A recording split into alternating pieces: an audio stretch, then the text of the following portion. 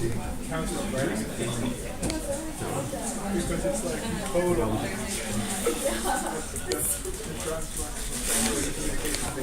That's so bad.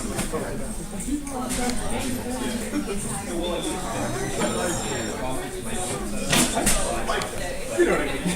We're not writing.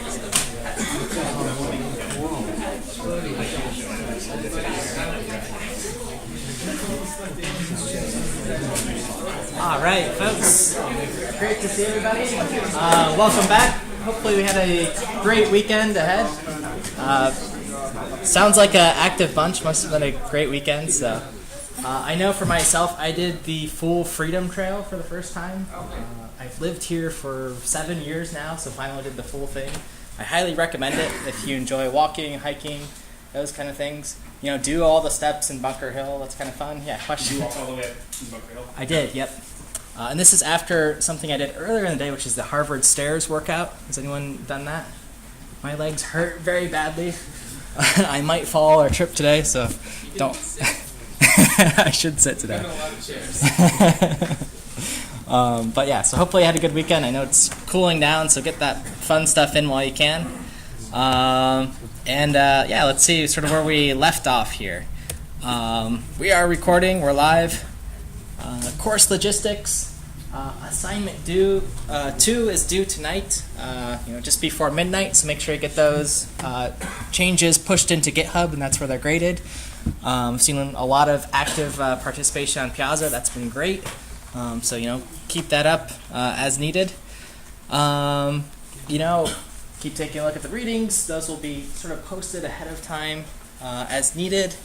And today's lab will be actually looking at some assembly code. You'll sort of write your hello world and get some practice with C and just sort of what assembly looks like, which will set us up for the next homework, which let me show you. That's going to be posted later today. So it's going to be here. Whoops, so here's assembly, and it'll be due October 4th. So where is that on the calendar? How do I look at the date here? October 4th, next Thursday. Not this Thursday, but the following Thursday.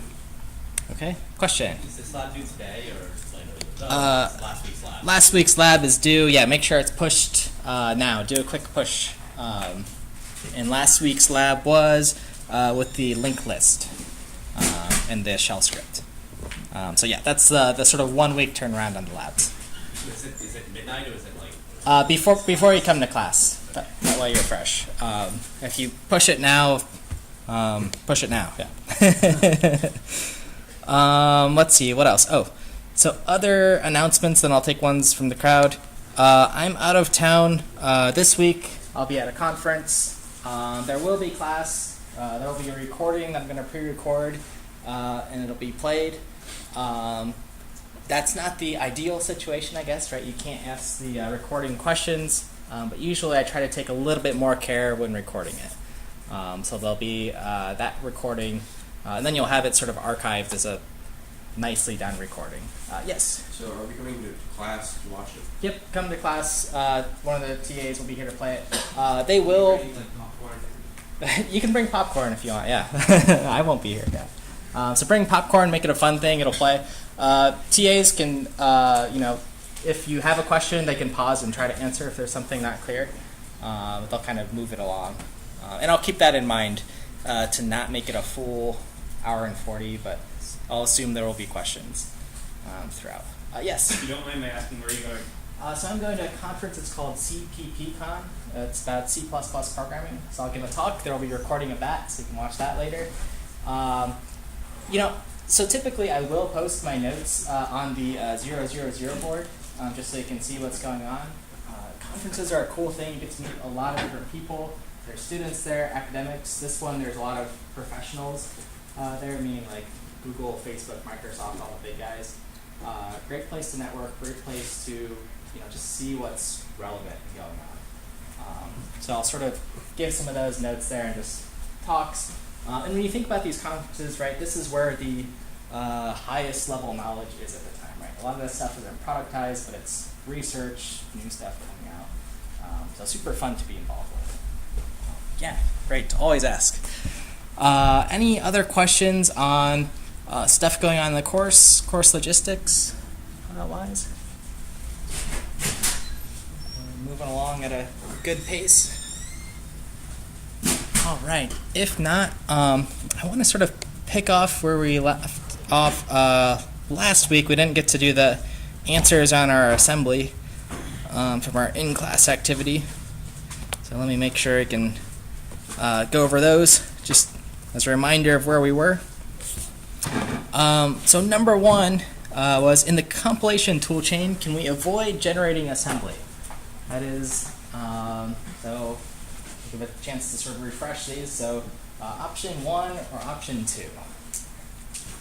What is it? I can take volunteers. Yeah. Oh, I see a 1. So the first one, yeah. So it would be incredibly hard to go from C to straight machine code. Right? There's a lot of different ways to write functions. So we sort of translate down to this assembly, and our assembler is a one-to-one mapping. Right? When we talked about assembly, that is the sort of definition is the text representation or human-readable machine code. Okay, that was the first one. Let's see. What are the best practices for disassembling a binary and reading the source code? Okay, so here, I'm specifically thinking of objdump. That's where we did a little example from last lecture. So what do you remember? What would be like the best practices or things that you must do here? There's 3 checkboxes. Which one should I check off? All of them. Okay. So we make sure we have debugging symbols enabled. That was that -G option. And again, for all of your programs, make sure you're using that to debug. That's been a common thing for those who are exploring Valgrind. It'll tell you, so what line number things are happening. Typically, disabling optimizations helps. We'll learn about compilers in the next, the video recorded lecture. And that, optimizations sort of muddle with your code a little bit, so we don't want that happening. And then, of course, when using a tool like objdump, you have to pass in the disassemble flag. That's how you get your information back. Okay, what are some features of a CISC architecture? Checking all that apply.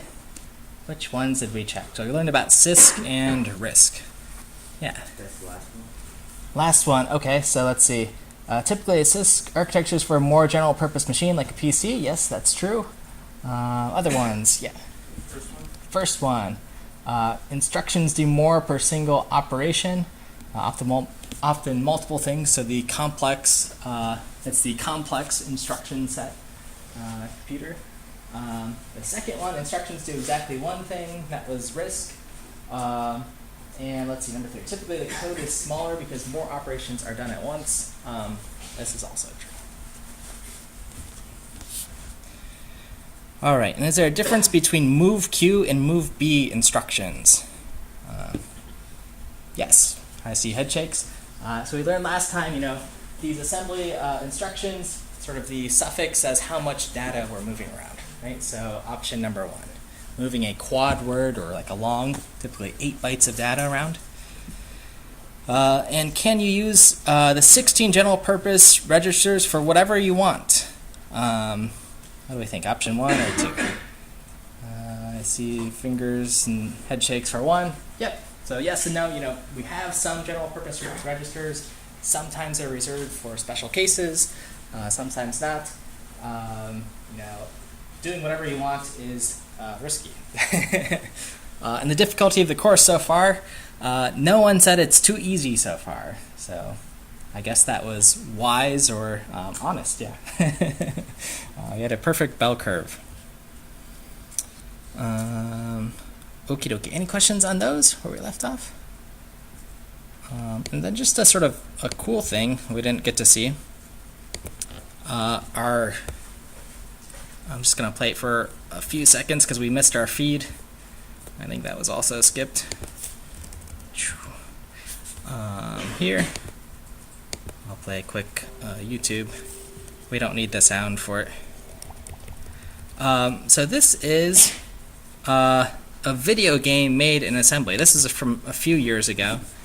And does anyone want to guess, if I haven't revealed it, how big is this game in terms of like kilobytes, megabytes, gigabytes. Did anyone see on the title? I don't know if I skipped it.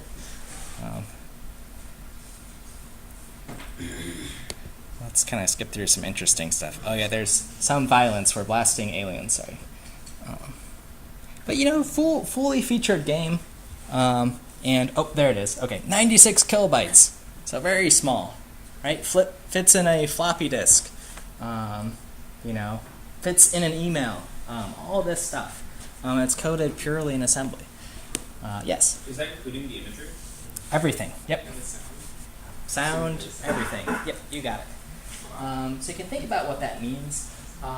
Why that might be important. You know, if you're distributing a game or something, and bandwidth costs money, you know, we could be very efficient.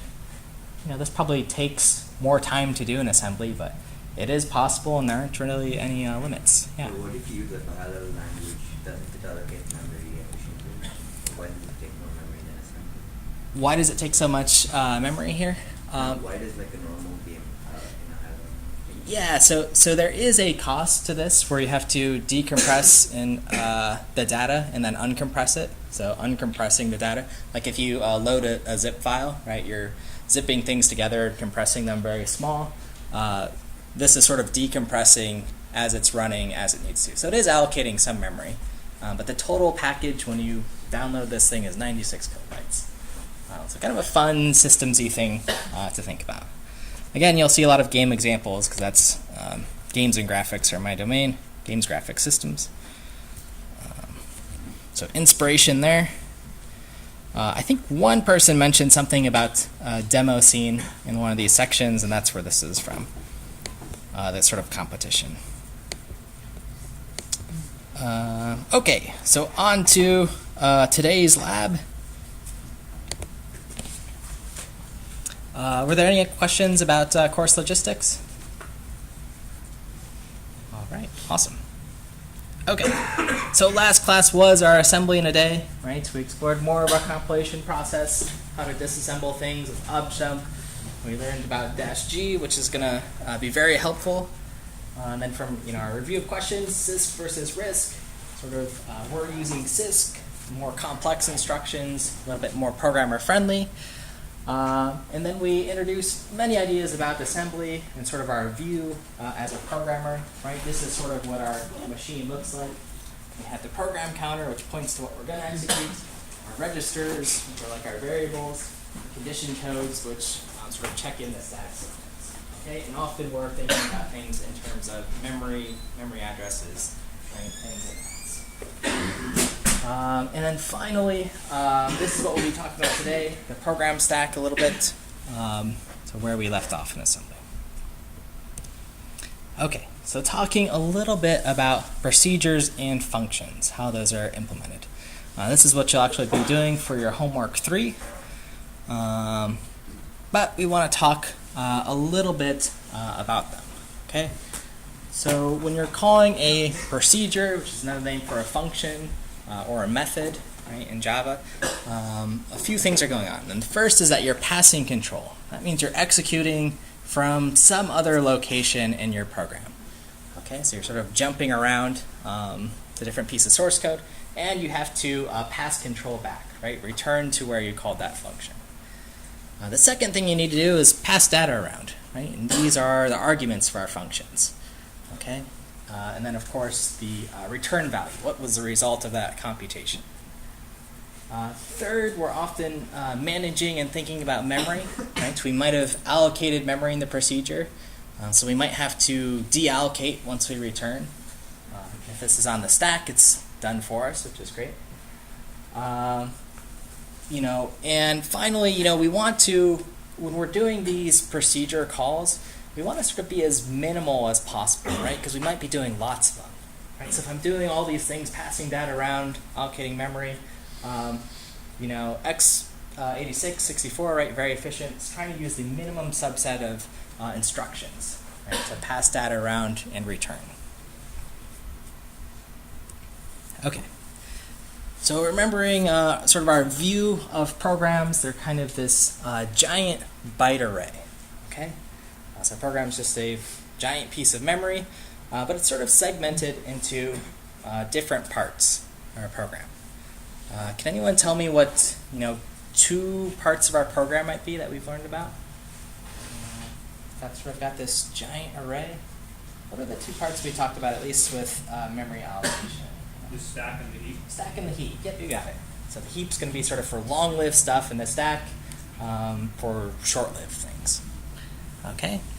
Now, how we sort of divide this giant byte array up? It's operating system sort of dependent. For the most part, the view we're looking at today is consistent with Mac, Windows, Linux, phones, most things. Okay. Okay. So here's a view of our program stack and the regions that it's divided into.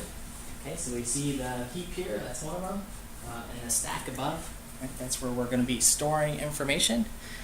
The heap, again, long-lived stuff that we've mounted, might need to be used in multiple functions and so on. Stack, just short-lived stuff. Okay. These other sections we're going to take a look at next. Okay. What static that is, literals, the instruction parts. Right. This is the .text section, actual code. Okay, so it's all going to be stored in there somewhere. So we'll look at those. Right now, though, I'm primarily interested in the sort of stack portion of our program.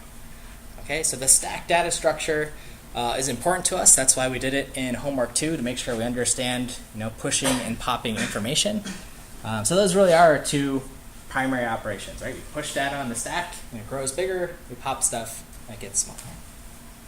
Okay, so you guys are pros at this now. So other things to keep in mind with this diagram, right? We have this giant byte array. So everything has an address or a location. Location 0 is at the top of the stack down here, and then it grows upwards. So just however many addresses you have. Okay, so addresses go up. Does anyone know sort of intuitively why this might be? Why would we want to be able to sort of grow up in this direction? This is something I always sort of got mixed up in this diagram when I was learning it. And, we'll have these slides to refer back to. But if you think about which parts of the code are changing, right, your code doesn't change in C, right? You have the same sort of fixed amount of code. So it just sort of fits here nicely when you build your program. It says, hey, I need exactly this much space. That gets stored here. The heap and the stack, though, those might need to, grow further up. That's why we sort of draw this.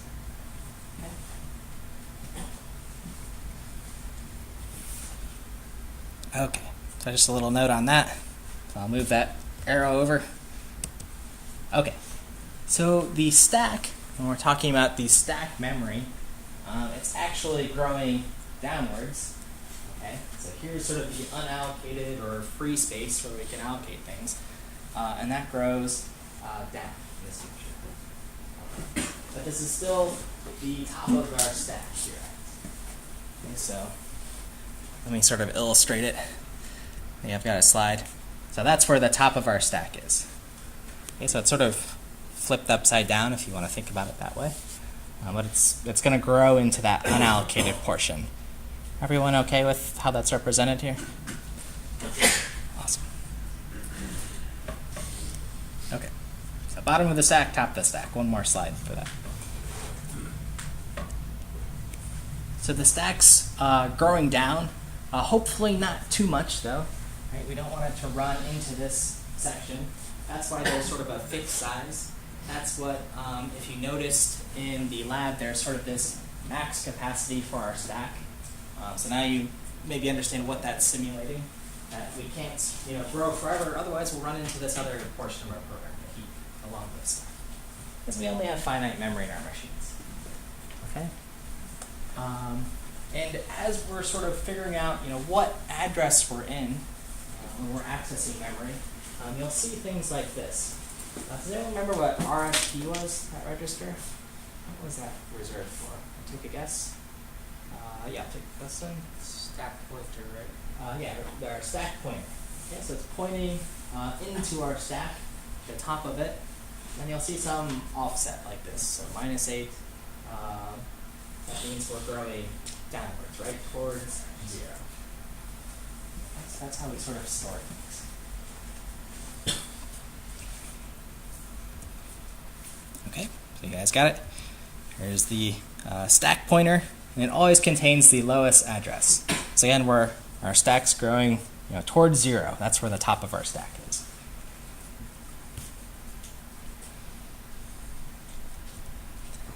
Okay, so just a reminder again on our registers. And the operations we have, if we want to grow or push something on the stack, are well exactly what we did in our C homework. Okay, we have a push operation, which is effectively doing 3 things. It's fetching our operand. Okay, so whatever is at source. We're decrementing RSP. This is a push queue, so it's by 8 bytes, and it's decrementing because we're growing our stack downwards. Okay, and then we add it into our stack. So we push something in, and this is where it goes. Okay, into our unallocated memory. Okay, I'll just play it a couple times, and so on. Okay, so contrary to push, what else can we do? Well, we can pop. Okay, so pop, it reads the value at our address, right, wherever the stack pointer is. We increment RSP, so we're increasing our address, which effectively pops something off, and then we store that value in some location. Okay, so once we pop something, see how the stack pointer moves up, and then whatever's left there is just we just call it garbage data. Okay? So there's just some garbage data in memory. Okay. So another thing we talked about in this class was it's really important to initialize your variables. Okay? Because if you don't initialize them, what happens, do you think? Well, we push something on the stack where we store something. It says it's, hey, at that location where that garbage data is, that means it could be, whatever value is left there, unless we tell it otherwise. Okay, so that's why we initialize our values. Making sense? Not bad. Awesome. Okay, so we've got push, pop, and sort of this visual of what's going on with the program stack. And that brings us into our lab. All right, so let me show you what you guys are going to be doing. Any last questions on that stuff? Yeah. Professor, so when you push out something, you pop something off the stack. Yep. And there's some garbage data that's left there in the popped up area. And if you push something onto the stack, will the garbage data get filled by where will you push it on the stack? Yeah, so as long as you initialize it with some value, though. Right? Otherwise, yeah, if you just push something on, then you have it allocated, but as soon as you try to use whatever's in that register, I guess it'll have whatever was left over until you write something new there. So it won't get allocated to the garbage data. As long as you, write something after. Yeah, you got it. Okay, yeah, awesome. All right, so let me bring up lab3. These should be pushed to your repo, so you'll do a git pull. And there's 2 portions to it. Whoops, this is the homework. That'll get pushed later. lab3. So you'll have a bunch of files that you'll fill out. They're already populated with the right names for you. So there's a little prelude. The first thing to do is to compile or assemble rather your hello assembly. Okay, type this out. Don't just copy and paste it. Then you'll be out of here in like 2 minutes. But get some practice of writing it out, seeing that it works, and going through the steps here. I'll tell you how to do it with GCC in the LD program. Okay, make sure you can get that to work. That way we can troubleshoot and you'll be sort of off and running for the homework. Okay, so there's instructions there for that. Part 2 has 8 little exercises we're going to play around with compiler-generated assembly. Right? So your compilers, they generate assembly code, which is awesome. That makes it easier to learn, in my opinion. So I have some little exercises like write a C program that swaps two integers in the main body of the code. Okay, so in your main, you'll just write a little swap function. Here's how you can use GC to do it, right?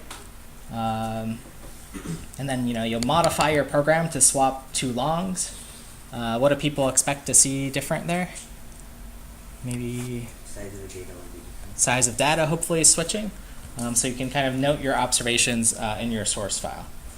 Then there's a little kind of cool thing, this diff command, if you haven't used it, will show two files side by side and what exactly is different.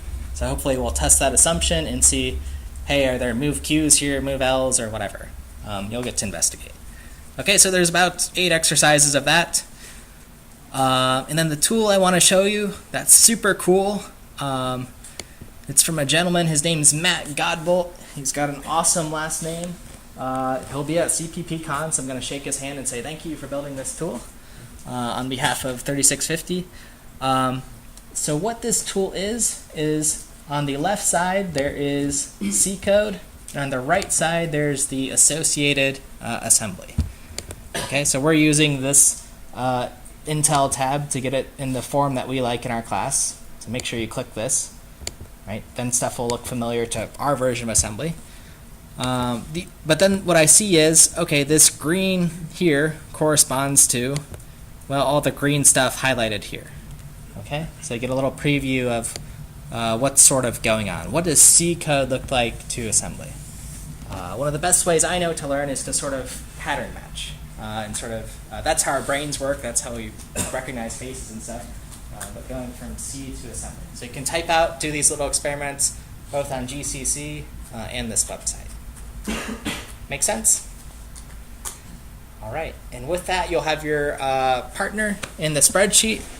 Myself, I see Darasa is here, will be to help out any of the other TAs. I think Agus is out sick, but we'll be around to help out, and you can begin. Yeah, question first. Remind me what the spreadsheet is. Spreadsheet on the front of the mono repo is a partner spreadsheet. I'll put it up here. Let's see. And your guys' section is scrolled over this way. No, it's not. It's the other way. Yep. My bad. One of these days I'm going to scramble both classes and no one will have a partner.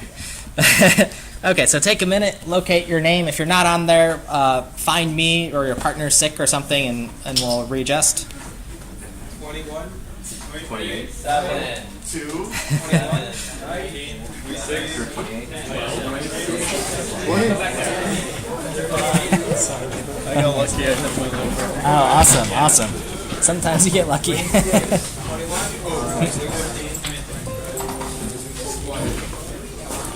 Yeah, hi there. So we just switched into this section. Right. I think I emailed you like last Friday, so I was able to get switched on Friday this weekend. Oh, awesome. So I was in Professor Nat Tuck's section beforehand, so I'm here now. Gotcha. So I Okay. wasn't sure like what. Yeah, so we got to get you set up with GitHub and that kind of thing. Okay. So I'm going to put you, let's see, remind me your name. I have your email. Allison Young. It's 2 L's Allison. and a Y. Allison. It's ALLYSON. Yeah. Okay. And Young. Yeah, Young. YOUNG or? Yeah, Okay. Y. Okay, so tentatively you're in group 11. Okay. So, oh, okay, great. You guys know each other. Destiny. Okay, cool. So basically, let me send you an email. You're gonna get an email that says click on this link to get invited to this repository. Okay. Do you remember the steps for cloning a repo? Okay, maybe you can walk through that first step. We'll sort of partner pair on this. I need the submission or the push to GitHub from one of the two of you. Okay. So maybe it'll take a little bit of a lead today. We could catch up today if you want to stop by sometime. Yeah, sure. If you have questions or just email me. Okay, cool. I sort of circulate around, so I'll come check in on you guys. Sounds good. Awesome. My Yes, partner's Jeff. not sick today. Should I? Yeah, let's repartner you. Yeah, found your partner. 4? Okay. I couldn't find it. Okay, let's see. Tentatively, are you Jinhu or Kevin? The first one. Okay. Okay. Tanvi, are you missing a partner as well, or 26? Okay.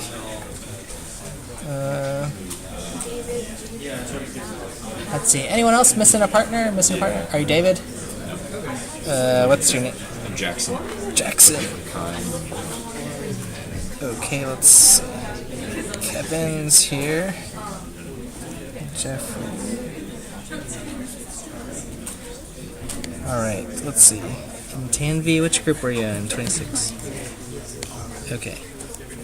So just random Jeff. Meet Tanvi, Tanvi Jeff. Jinhu, and let's see, Jackson. Missing partner? Or 27, okay. Whew. Let's see, Deepak, are you group 27? No. Let's see, okay, Jackson, 2 Jacksons. Jackson Neal? Yeah, Jackson. Okay.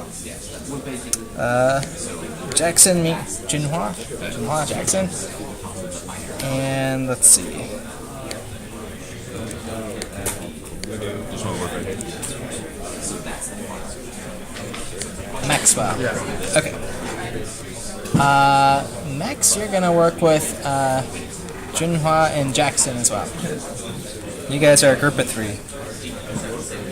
You guys got the group of 3 today. So. That's what, we all turned in our own code. We all get graded separately, right? Everyone push. We look at one. You only look at one Yeah. of us and give us all the same grade. Okay. Yep. Yeah. So everyone should have the same thing by the end. I guess in the instance, we'll figure out who has the most complete solution. It But. was really just about last time, because I know I completed more than my partner did. So. Oh, okay. Got it. Yep.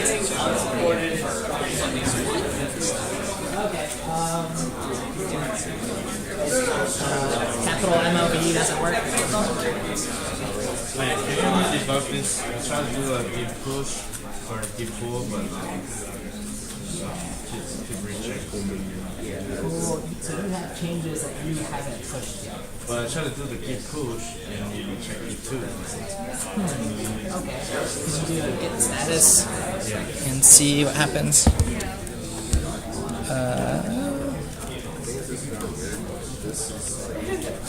Okay. So is it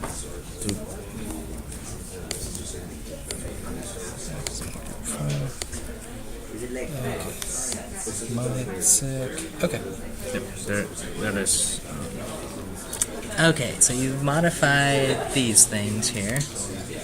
These are the things you haven't touched yet. So you want to do a get add for these things that you've modified. Okay, so git add Simon 2. Yep. C like that. Part. So I have to type everything. Yep. Okay.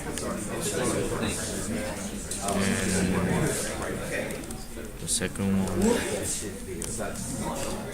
Alright. Is that it? Yeah. And then do a get commit and a get